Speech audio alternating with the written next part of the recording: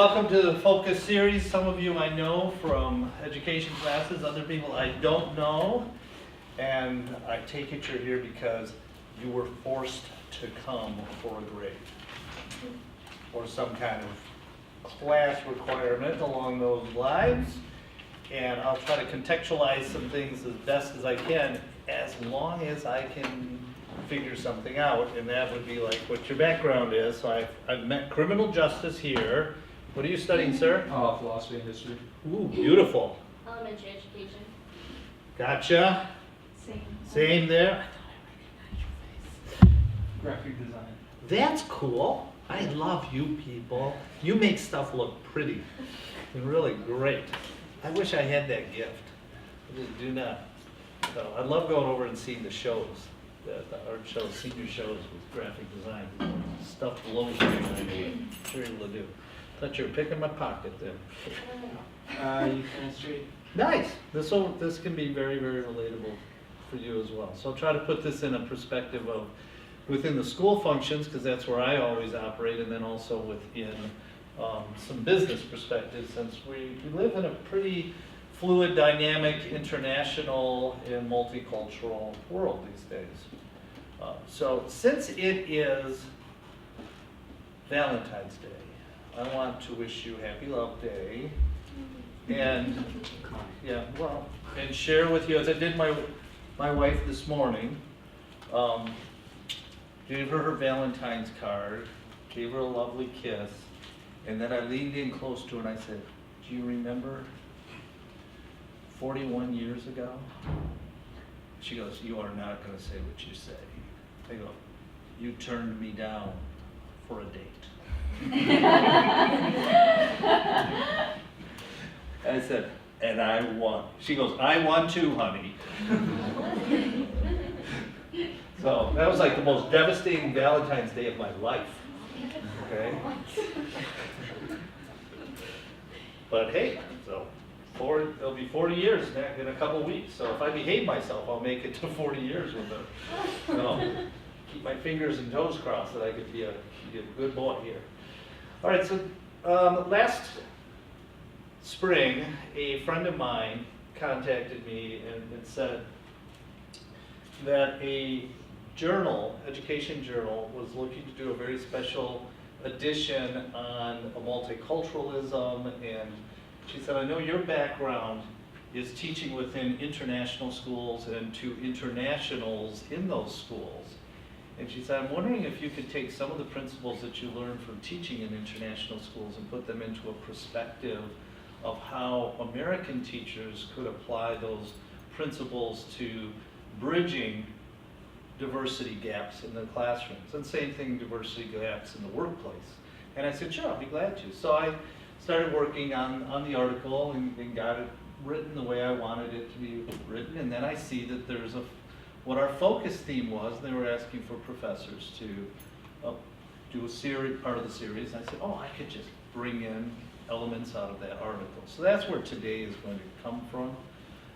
For those of you that don't know me, and it's always, I have to say this, I feel horrible not knowing as many students at Spring Arbor as I do, because you're just such terrific people. But my head is kind of buried in this little office called the School of Education, and that's kind of where they keep me, and I don't get out too much other than that. So I always like to say this, thank you. For those of you that are, all of you that are here, whether you're in our education program pursuing becoming a teacher, thank you for choosing Spring Arbor University. I think it's a very, very, very special place. And this is my 15th year here, so in my second go around, so a total of 15 years out of two stints here. So the Lintons, we started off here in Michigan and then moved to the state of Maryland, where we lived for 15 years. And at that point, my wife thought it would be a really jolly good idea if we sold everything and left the United States. So we did, and we moved over to Ethiopia for a couple of years. We taught in an international Christian school there.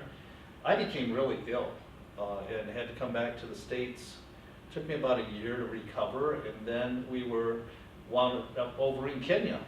and we did a 4-year stint in Kenya, came here, I taught a couple of years here, and then we went back to Kenya for a couple of years, and then came back over here. So this is the context that I can teach from, or talk to you about, is in my Maryland, or in my Michigan teaching experience, I was a teacher up in Lansing at Everett High School, which at that time had 3,000 students, grades 10, 11, 12, and it was a pretty, I'd say about a 40-60 mix, African Americans to white. We had very, very few Hispanic students. We had a couple Middle Eastern students at that time.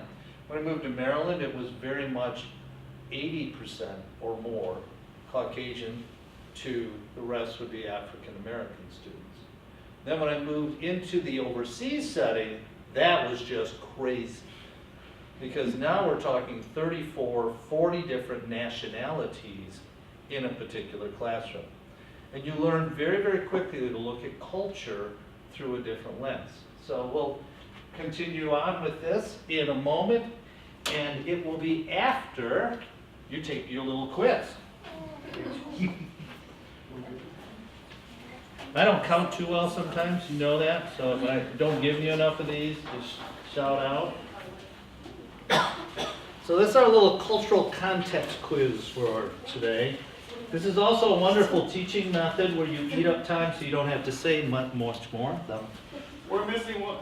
I told you, I did not count. Bree, is that not true? I did it in class the other day. I'm a horrible multitasker. So you got 9 questions.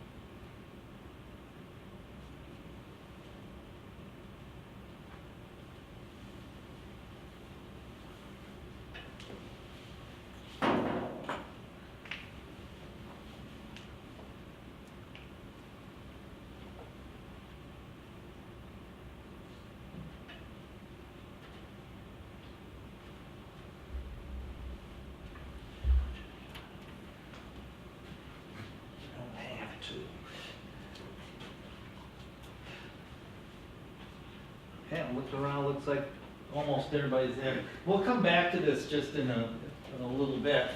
But I'm going to start off by talking about the perspective here for educators. And for the rest of you, you can just kind of tolerate me for this. But one of the things that we have talked about a lot in educational circles for at least the past 20 years is that we're not seeing a whole lot of demographic changes when it comes to the type of people who become teachers. We can look right at Spring Arbor University and see that it's basically meets the same type of demographics. Vast majority of teachers in the United States have been and continue to be Caucasian white teachers. They also tend to be female, and they also tend to be middle class. And from this chart, you can see that we do have some teachers that come from African American, Black community, some from Latino, Hispanic, some from Asian communities as well. We have seen an increase in that number over the last couple of years, but we have not seen any increase other than that for the past 20 years. It has stayed very static.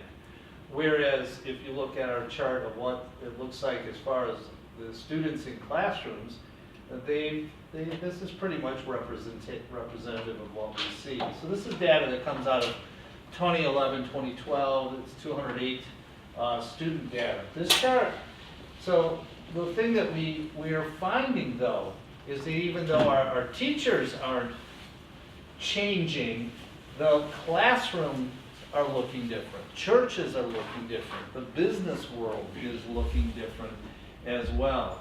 And so you're going to see nothing in here but children's images because that's where I focused all of this. But we're seeing some real demographic changes in the student population. So on the left side, we have a chart here about, this is again what our public school educators look like. It's just that same chart you saw before, only it's in a pie graph. So again, 80% of our teachers happen to be Caucasian. We got about 6% here that are Black, 7% Hispanic, and then Asian Pacific Islanders, 2% here. We've come over here, the demographics are shifting rapidly. We're now at the point of being below the 50% range of Caucasian students. And that will continue to drop a little bit over time. And what we will see is African American students will remain about the same, 15%, but we are seeing an increase of Hispanic students. And that's projected to increase. Right now, this chart says 27%. That's expected to increase upward into the 30%. It'll be interesting, insert a little politics here. If the current administration moves the discussion of immigration toward a merit-based form of immigration, then what we'll see is these other little slivers in here probably increase in their population numbers as well. So the problem that I wrote my article from to look at is that all of us operate within our own cultural framework. It's normal for us. It's what we think is normal. But how we view the world, everybody looking through this set of glasses here would view the world differently because we have different perspectives that we're drawing from. That's called our worldview. So those of you going into youth ministry, into criminal justice, going into the business world, your worldview is always going to be tainted to some extent by your previous experiences. We don't apologize for that. We are who we are, kind of things. But understand that we can lift these glasses off one person's face, put them on another person's face. They will see things differently. And I think that's the beauty of all of this, is because nobody really has an ownership on the best way of doing things. We're stronger together. And that's what I want to kind of look at. One of my favorite books, and every educator in here, it'd be worth your read. It's 20 years old, this book is now. And Parker Palmer just spells out this beautiful manifesto of missional purpose to be a teacher. And early on in his book, I'm not sure he really understood how powerful his opening statement was. But he says, we teach who we are. And he's absolutely correct. I didn't understand how American I was until I moved out of the United States. Having lived outside the United States 8 years, I now find it difficult to fit back in. to America, even after 8 years, I have a hard time thinking like an American generally does. Those of us that operate within our cultural areas,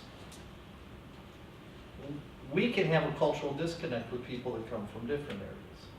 And Jose Milsim, who's a teacher, middle school teacher in Manhattan, New York, says, people are too often on this colorblind kick. Let's all just forget about our differences. And that's really detrimental. Kids respond better and connect better to school. I'll put churches in there. People respond better in the business world when the teacher or the people they're working with responds to who they are and where they're from. Let me ask you this. If you grew up in a rural area, in other words, there are cows, horses, woods, pastures in wherever you live, raise your hand. Got it? Where are they? Okay. Keep them up, keep them up. If you grew up in an urban area, I'm talking a city, lots of cement, lots of sidewalks, lots of buildings. Where are you? Raise your hand. You got one out here, okay? So you have an urban perspective, they have a rural perspective. Are you from Michigan? Yeah. Are you from Michigan? Michigan? No, you're from Ohio. Michigan? Right. Even though you're within close proximity, I guarantee you see the world differently on some things. Urban see it in one way, rural see it another way. And that's really important for us. One of my favorite Bible teachers is Timothy Keller, who used to be at Redeemer Church in Manhattan. And he has this great sermon on cultural differences. And one of the things he said was that was shocking to him when a friend of his who's African American said, "You know what really bothers me about you white men?" And he's going, "No, what?" And he said, "You don't think you have a culture." And he goes, "Explain that to me." He said, "You think because you're a majority in the population that you are the culture. And you're not fully aware that other people have other perspectives in the way they look at things." So if anything, what we're going to try to do is accentuate how we can have a broader lens so that when we look through the world, we can see more than what's in front of us. Maybe we can see some things that are around us that we hadn't seen before. So I'm going to use the word contextualization. I like this word a lot. It means to consider something within its context. If you're going to be working in the world of work, we have a young lady over here, God bless you, going into criminal justice, if you as a Caucasian woman get a call into a domestic situation where there is a very aggressive male of another race, that is going to create some elements, cultural elements that you have to work with. Right? And so we always want to look at things through their context when it comes to culture. So I was trained by a mentor. His name was Wilbur O'Donovan. Bill O'Donovan. He didn't train me in theology, but he was a tremendous theologian. He spent 44 years living in Africa. Then he retired, and then he kept going back to Africa and living some more. And he taught Bible in different places, mostly in Nigeria and then later over in Kenya. And toward the later end of his life, he came to this epiphany where he said, why are we using Western tools, Western thought, Western books, Western principles to teach theology to Africans? Why don't we look at the same biblical principles through African perspectives and contextualize it to their world? And so he put himself on a little bit of an adventure, and he wound up writing this book, Biblical Christianity in an African Perspective. It has been printed and reprinted and reprinted and reprinted and reprinted and reprinted, and it caught on as such an important work for theological education in Africa that people in India said, I wonder if we could apply this within our culture. So they did. And they wrote one contextualizing it to India. People in China, I wonder if we could do this within our culture. Yeah. So we have an Asian contextualization. Latin America has done it. So when we contextualize something, what we're doing is we're looking out here at the context of how things are. Not how we understand it, but how's the context by which we're living in. I'm a great fan of using scripture as often as I can, and the Apostle Paul was an ultimate contextualizer. Here's a man who is a Jew. He has lived in the area of Israel. He finds himself traveling throughout what was then Asia Minor, so it would be Greece, Turkey, finally up to Rome.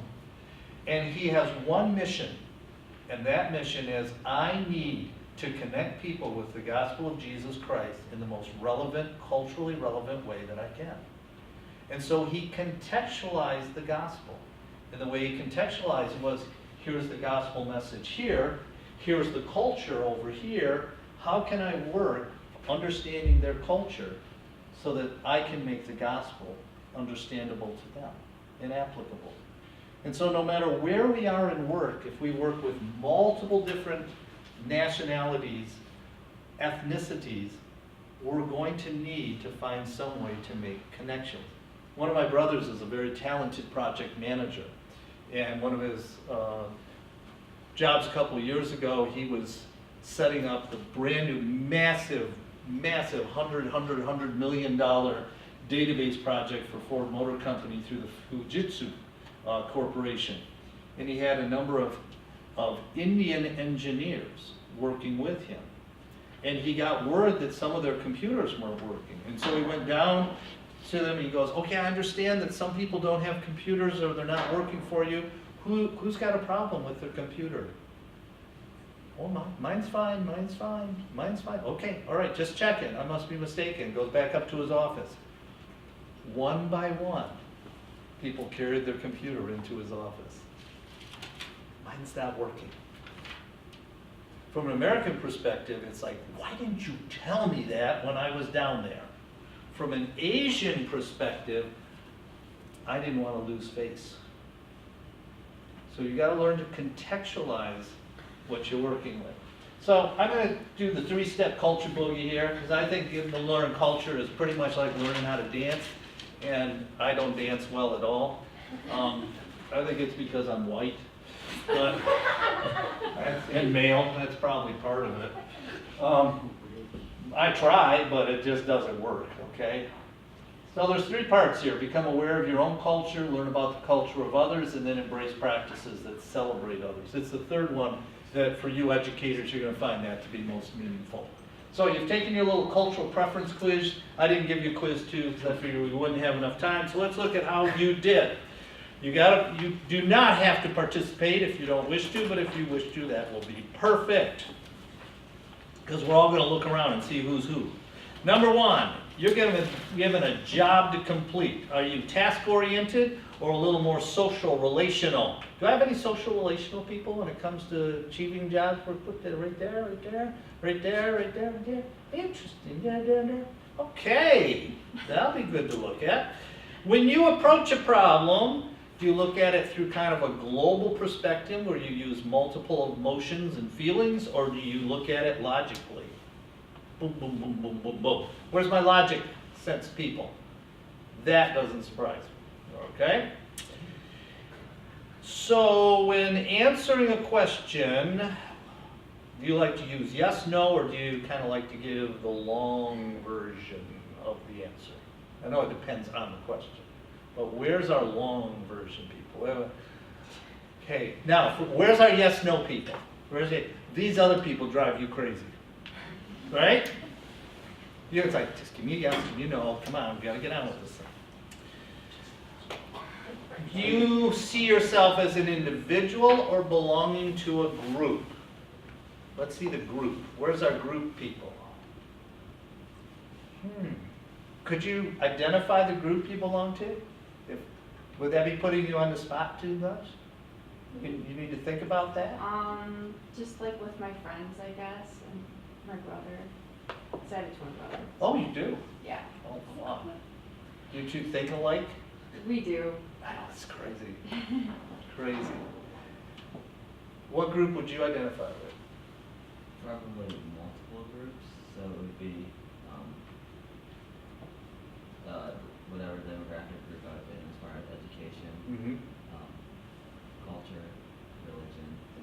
Okay, so culture, religion, and whatever groups you happen to be, social group that you're with. All right, good. All right, is time unlimited or limited? How do you view it? This is really a revealing answer right here. Who says time is unlimited? Go ahead. Don't hold it. Unlimited, unlimited. Okay, so I'm going to pick on him and then I'm coming back to you. Because I don't want to keep going left side here. It's unlimited because, what's that? I don't know, I just feel like we just make it feel like if we keep ourselves busy, then we just think time's pretty slow time, but Okay. it's just been kind of. Do you consider yourself a relational person or kind of flying life solo? Definitely more relational. Okay. How about you? Relational or flying solo through life? Flying solo. How interesting. You two are baffling me. I thought I had this culture thing understood. I've been studying it for a long time. Do you arrive to an event early? Where's your early people? Come on, come on, come on, come on, come on. Look at you. Aren't you the bestest? Okay, you make people happy. If you arrive just on time, where are you? Okay? Who is chronically late? Come on, fess up. Woo! Yes. You know, when you raise two kids like we did in Africa, it wears off on one of them. We literally tell one of our daughters every event, family event, starts 30 minutes before it's actually going to start so that she'll show up on time. All right, 7. Do you view possessions as something you earned and to be earned and enjoyed, or something you share freely? This would be an interesting thing from a Christian perspective. So, who likes to feel like you've earned them to enjoy them? Yeah. Okay. All right. I'm not even going to go the other place. When visiting another person's home, do you bring a present? Nobody? Oh, Oh, you rude people. my parents do. They have failed.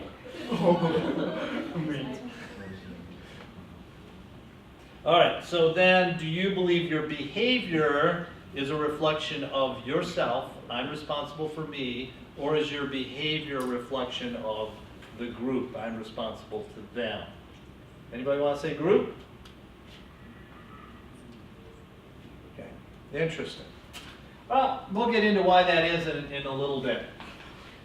So one of the sources that I found in writing my article, it said that this is to teachers now. If we're going to be effective in multicultural classrooms, and also I'll just bridge it over to the workplace, we really do have to be aware of people, what they believe, and we've got to be willing to identify and question our own cultural assumptions. Now, I am not here to bash on American culture or say that we need to sit there and pick out this is bad, this is bad, this is bad. Because quite honestly, this is a great country. You just have to live outside of it for a while, and then you go, oh man. Okay? Never once while living abroad did I even think about surrendering my American passport. Okay? I knew that American Embassy, where it was, and it was the safe haven. A couple of years ago, I was over in St. Petersburg, Russia, doing some professional development for a school, and I looked at where the U.S. consulate office was, and it wasn't far from my hotel, and so I just went on a little walk that direction, and there were the two Marines standing outside the consulate, and I walked by and I said, gentlemen, I'm glad you're here, and I'm glad I know where you're at in case I need to come back. It's nice. It's nice to have that particular bit of identity. And Dong Bin, I don't know if you feel the same with your country passport. Yeah, I guess. You just blend in. So here's how we look at culture. I want you to kind of think about your culture, culture of other people too. Is that typically, just like an iceberg, we only see the top third or the top fourth of something. That's how we go ahead and we start to define who we are because it's visible. Yet there's these huge layers of invisibility to what actually drives what is seen up here.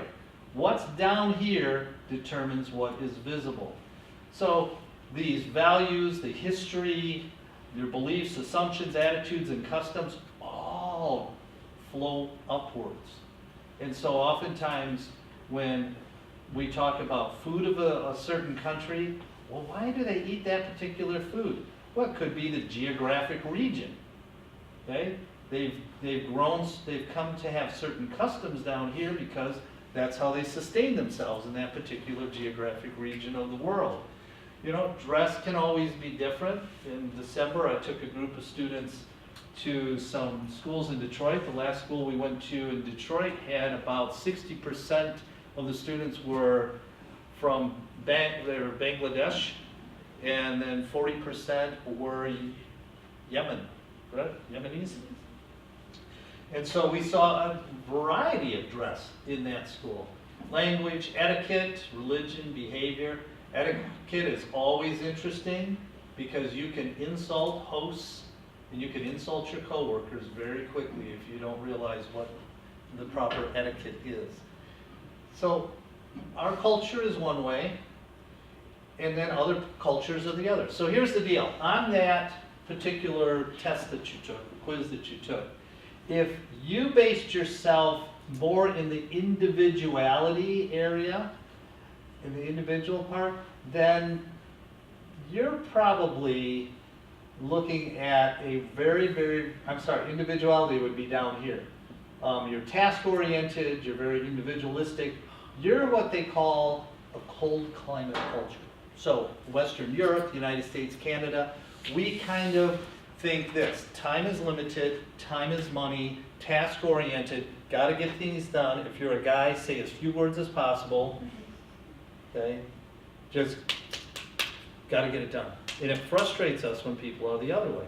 And yet, a large variety of the world, and some of you in here, fit into these, where it's very relationship-based. Time is not important. What's important is people. So, like, one day I walked into the copy room in Kenya. There was our Kenyan lady named Gladys, made our photocopies. And I walked in and I said, "Hey Gladys, I need like 20 copies of this." And she said, "One Linton. You have forgotten. You are not an American. You are a Kenyan. You want to step out of the door and come back in properly." Ooh, that was her reprimand. Step out of the door. "Good morning, Gladys. How are you today?" "I'm fine. How was your evening?" "It was good." "How is your family doing?" "They are fine." "And how are things at work today?" "Things are very good. Thank you. Can I help you?" Very, very, very relational. And so sometimes we go, no, we just got to get to this. When you're working within international groups or ethnicities in a workplace or a school, you may have to begin by having a little community time first, or you won't get any productive time in there. So I don't know how many of you have done your cross-cultural, are on your way to cross-cultural. This book is still being used by some people, the Dwayne Elmer book on CrossCultural Connections. It's one of my favorites. I think we ruin it by letting you read it before you go on cross-cultural instead of letting you read it when you come back, because when you come back you'd be going, oh yeah, I saw that. Oh, that makes sense now. It can't always really make sense before you go, but it makes sense when you come back. And so basically he's saying that some cultures are like people going to have a square head, and other cultures are like round heads. And so he calls Americans square heads, in that we enter into this culture in which things are being done differently and we don't really understand it, but if we try to impose ourselves in there, we will stand out badly and we will not fit. He says if you give it time, you will start to round off your edges of squareness. You won't totally fit in, because I really believe it takes 2 years to begin to understand a culture, living in it. That's my personal belief. 2 years to feel comfortable in a culture. 4 years to start to understand the culture, and a lifetime to embrace and become part of that culture. It is a process. Or if you're Canadian or British here, Australia, New Zealand, it's a process. Just got to learn to speak differently. So let's flip this perspective. Think about you having a professional workplace where you have individuals from different ethnicities, different racial backgrounds, or you're a teacher and you have students in your classroom that are coming from various different ethnic origins or backgrounds. That's how they feel. They're coming in feeling like, I am so out of place. Now, the wonderful thing is children tend to adapt really, really quickly to cultural differences. Some adults do not. And so that's where we get conflict within workplaces culturally. And if you ever find yourself in one of those battles, take a step back and go, oh, maybe they're not being stubborn, maybe I'm being stubborn. Maybe we just need to talk through how to do this from different perspectives. So according to Elmer, if we take time to learn about these other cultures, we'll gain an understanding of them, and then we can withhold judgment and start to build understanding and acceptance. We live in this hugely globalized society. It's not going to change. One of the work projects that my brother that I spoke to you about earlier, several years ago, he was working for Bank of America, and he had a multinational team of software builders. He had someone from Australia, he had someone from India, he had someone from the UK, he had someone from China, and he had 2 people from the United States. Every week, they had to rewrite the software for several hundred Bank of America ATM machines that were in a targeted regional area. They had to shut those ATMs down.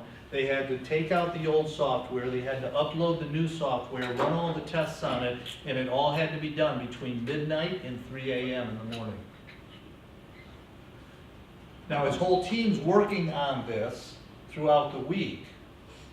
And with a team of that dimension, they had only one meeting time that fit everyone's schedule. Midnight to 3 a.m. And that's when they had their team meetings. And everything was by the internet. He worked out of his house and they were wherever they were. This is our world in the future. It's also for those of you that are teachers, this is the world that our students are going to go into. So again, back to the culture of others. We have our own culture. Other people have their cultures. We always look at things through the lens of our culture or our worldview. I'm just asking that we be a little more sensitive that my culture, your culture, may be different than somebody else's culture. And let's have a little bit of grace and perspective with those. Because we're going to make missteps, believe me. This is messy work. So I'm going to jump to the teachers. So here's some practical things of how you can celebrate with others. And certainly for those of you that are going to be in the workplace, for those of you that are going to be our children's, our youth pastor, this is probably, if you take anything away, this is the most important thing you can do to make sure that another person knows that you value them. And it's this. What is in a name? And the answer is everything. It's not just a name. I think within our American context, we don't really consider the importance of names. I have a brother named Jay. He is the funniest, he's like, if you ever heard of Blue Jay, all they do is just make racket. That is him. That's been all of his life. And I asked my mother one day, I said, how did you name him? She goes, well, your dad and I were kind of considering naming him that, and then you and your brother were sharing a box of Cracker Jacks. I've just aged myself. So Cracker Jacks was a cardboard box in which caramel corn came in, and there was always a little prize on the inside. And when you pulled the little prize packet out, it always had some words written on it, and the words were, you are going to meet a person named Jay. And therefore, that solidified their decision to name my brother. I'm going, wow, that's interesting, because my name is a unique identifying mark of who I am. I am Dale Bennett Linton, the son of Kenneth Dale Linton, who is the son of John Bennett Linton. So my name is a reflection of my grandfather and my father. And I was always so proud of that. It's a cultural connection. It's a lineage connection for me. And now I have a grandson named Bennett Elijah. So it lives on. For 40 years, I have asked pregnant women to name their child Dale. None of them have done it. Not even my own daughters. And I have 4 grandsons. I even begged that the granddaughter would be named Dale. It's gender neutral. Okay? It has a meaning. That's why names are so important. They have meanings. Mine means valley, or, as I say, low spot in the ground. In fact, the U.S. Army had an official song called "The Caissons Go Rolling Along." Over hill, over dale, we will hit the dusty trail, and the caissons go rolling along. In 5th grade, our music teacher was teaching us the Marine Corps hymn, the Army song, official Army song, Air Force, the Navy anchors away. I don't know if the National Guard has anything, whatever you guys sing. Please, Sergeant, leave me alone. That's it. I figured. I do not want KP again. So 5th grade, we're out on the playground, and we're all singing this song. We had a little hill on our playground, and the kids pushed me down the hill, and then they sang over hill, and then they stepped over me, and a couple kids stepped on me, and we're hill over dale. I've been traumatized since, but I was such a stupid boy in 5th grade. When it was done, I got up and said, "Hey, let's do it again." So, it's just the way boys are. But names, especially from other cultures, they have cultural meanings. They may indicate the geographic region where someone came from. And like mine, I was telling you, it has a family lineage. Dong Bin. I told you I was going to pick on you. Yeah, Your name is Korean. yeah. What does it, is that actually your real Korean name, or is it even linked to No, it's my real Korean name. Dong Bin Lee. Yeah, Dong Bin Lee, yeah. All right, and it means what? It means a star that shines in the east. The shining star in the east. Sweet. What's your sister Sunny? What's her Korean name? Eun-gyung. And that means what? I was going to ask her, but I forgot to ask her what it meant. But graces means God's grace. And what's her Korean name? Eun-chang. Incheon. That's right, Incheon. I knew that. All right. So one of the most important things we can do with coworkers that are of different ethnicities, with children that would be in our classrooms, is learn to pronounce their name. I'm telling you, you will know this. Here's the clue. If you aren't doing this right, they will give you a nickname to call. Just call me this, it's easier. They get frustrated, but their name is important to them. So here's some names for you. First name is a female name out of India. The second name is a male name out of the Middle East. Third name is a female name out of West Africa.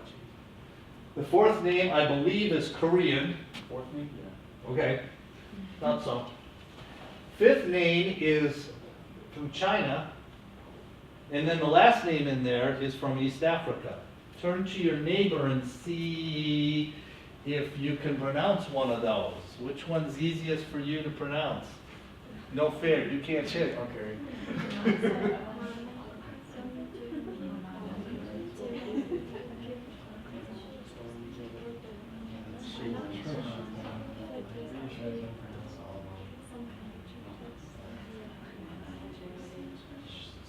So who's got the Chinese name down?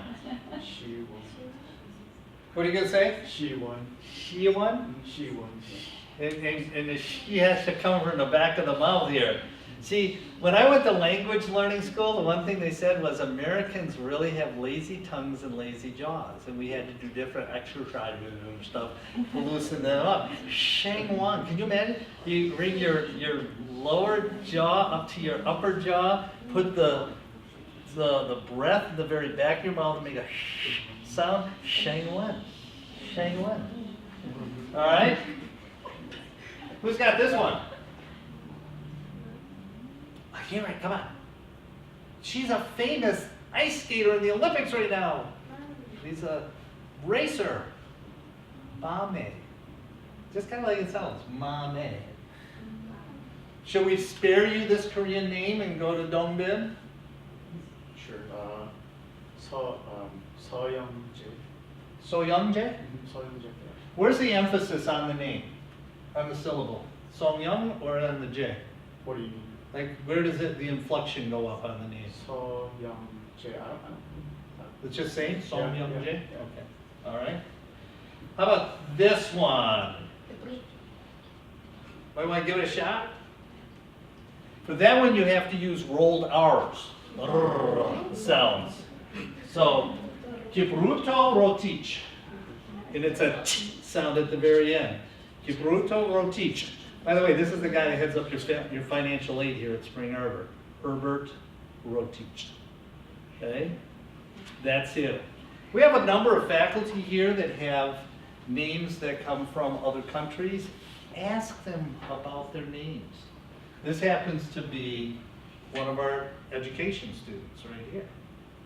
So, Arabic names are always fun because you have to do a guttural sound in the back of your throat. And so that's Ahmed, Ahmed, and then Bulbuli. So a lot of different, it's just important for you. I had a friend that I used to teach with when we had a teacher ed program up in Lansing, and she was the principal of Red Cedar School in East Lansing. She would have up to 40 different nationalities in her school, children of visiting scholars at Michigan State University. She would sit down with every parent when they came in and record how the parent pronounced the name of the child. And then she expected every one of her teachers to be able to pronounce the names of the children correctly. And she told me this, that name is the most important thing a child has. It is their identifying mark, and we owe it to the child to speak the name correctly. So one teacher I came across, she used a little bit of a note system where she phonetically spelled out the names of children. And she used on the second name a little apple symbol for her to remember that oftentimes we'll look at the letter A at the beginning of a word or a sentence and we'll use it as a hard A, but this was a soft A, like in apple. So, Adetunje, and the reason she has capitalized certain letters in the words, that's where the inflection goes on the name. So, what's in a name? Everything. This works with everybody, folks. So for those of you that are teachers, here's what I want you to do. When you go into a classroom, take a look at it. Many of you have already decided, you have ideas, oh man, I want my classroom to look like this, this, and this. That's great. Would you please remember to make it friendly to people of diverse backgrounds? Help them to see themselves in your classroom. It really upsets me when the only thing I see are illustrations used by teachers that have Caucasian boys and girls in them. Be sensitive to that. The world is not all white. We are a minority. Caucasian people are a minority in this world. We just happen to be a majority in this particular country. Another one is seek to understand other people. This is part of that cultural dance. And so, again, law enforcement, this would work with you. With youth ministry, this will work with you. We're used to American kids responding in certain ways, oftentimes in a disrespectful manner. British would call that cheeky. But on other cultures, they don't act that way, especially the non-Western cultures, Eastern cultures especially. They're far more quiet, far more respectful of authority. So to my teacher friends in here, you may have a non-Western student who you believe it's in your best interest for everyone to be called on in the classroom, and you call on them and they don't respond. They are not being belligerent. Depends on how long they've been in the country, it could be that from their cultural perspective, they are to listen, not to speak. The same thing about not asking questions. I love my illustration from Korea. I want to be a teacher in Korea for this reason, okay? The teacher enters in through their own door. They teach from a raised platform. The students come in the classroom from their own door. They all come and stand at their seats. They greet the teacher and bow. They sit down. They bring the teacher presents. I would be a lesser god.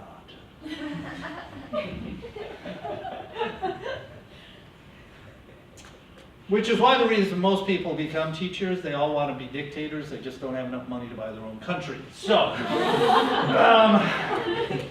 we're benevolent dictators, anyways, along that line. But Asian culture, especially Koreans for sure, will never correct a teacher. American kids, oh, jump on it, fast as they can. But they would never ever, because it would dishonor the person in authority. Okay? We have not looking you at the eye. You're reprimanding someone, you say, look at me in the eyes, and they cast their eyes downward. You may find this in law enforcement. It's a cultural thing. They're not being disrespectful. You just have to work with it. It's not a power stroke. Some groups don't like competition because in their culture, for them to stand out above the rest of their peer group would be dishonoring their peer group.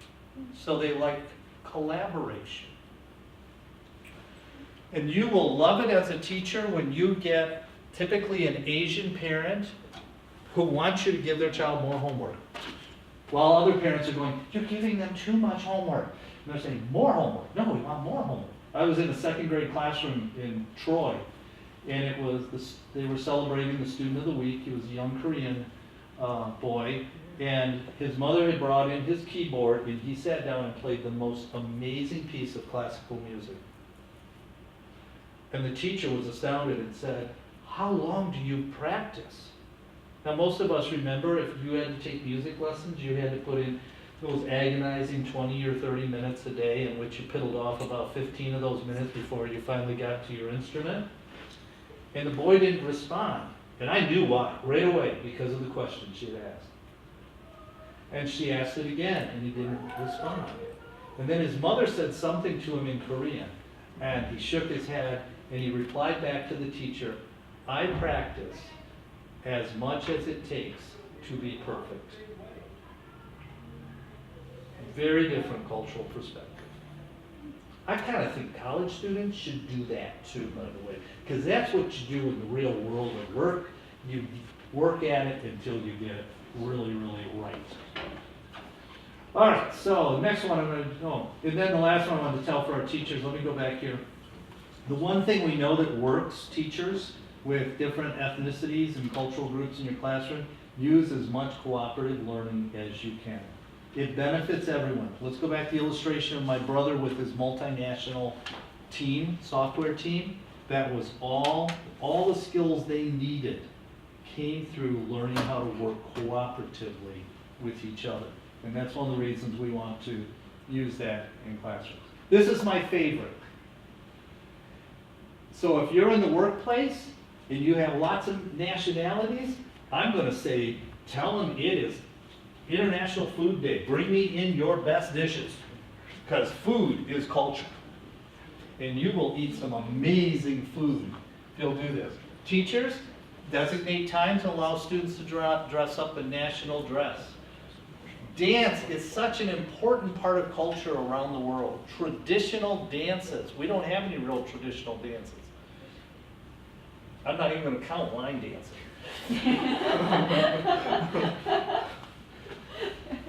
And then games. Every culture has their own different types of games. Sometimes they're similar to what we play here. I was down in the country of Haiti. You know, here we play Duck, Duck, Goose. Everybody remember playing Duck, Duck, Goose? Stand in a circle, you know, tap some kid on the head, see if you can outrun them. Okay, smart people tap the slow people on the head. Down in Haiti, they play Chicken, Chicken, Rat. Same game, just a different context. They don't have a duck, they don't have a goose, but they got chickens and they got rats. There we go. They just contextualize the game. So games are fun, especially on an international. You will learn so much. One of my sister-in-laws is a pastor of the United Methodist Church in North Carolina. She has, one of her charges, she has two churches, one of her charges has a large refugee population from Burma in it, the Karen people. And the Karen kids love Jesus in that church. And they have these absolutely great Karen outings. And every year the Karen kids practice, and then for the whole congregation, they do all of their traditional dances, which is a cane dance. They got these long bamboo rods, and they open them up, and they step in front, and then they close it, and they jump out of them, and they're all in their traditional Karen dress. It's fascinating. That's fun. To me, that's culture. Just don't ask me to step inside that bamboo cane, because you're going to snap my ankle. I won't get out of there fast enough. All right. Teachers, this is the last one for you, but there's a couple things in here that are very, very important for others. All of the research that has been done by asking students, what type of teacher do you best respond to, do you want? Whether it's Australian students, students from the United Kingdom, students from the United States, Canada, Asia, it comes down to this. They want a teacher who shows them respect, builds relationships with them, has high expectations of them. And then there's that affective element of caring. They want the person to care for them. Who doesn't want a person to care for them? Right? That's who they want. I know I seek to strive those things and fall short now and then, but we all will. Last thing, I really think that what we have is a neat opportunity while we're here on Earth, and that is to engage with as many different groups of people, population groups, ethnicities, nationalities, because when we rub shoulders with somebody else that's different, you gotta remember the kingdom of God belongs to them as it belongs to us. They're part of it. They've got a very special part, just as we have a very special part. And together, at some point, we're going to make a whole. And we're going to fill the heavens together. And it's going to rock. And I have this great vision of there being cultural music from every different region of the world being played up to the throne of God. And it's just going to be a really remarkable time. And so what we get to do is live a little bit of heaven right now, here on earth. So if we step out of our comfort zone and try to look at others and be engaged and curious of wanting to know more about who they are, that'll go a whole lot of ways in life. And with that, I say thank you for being here. And we're done. There we go. Thanks for you.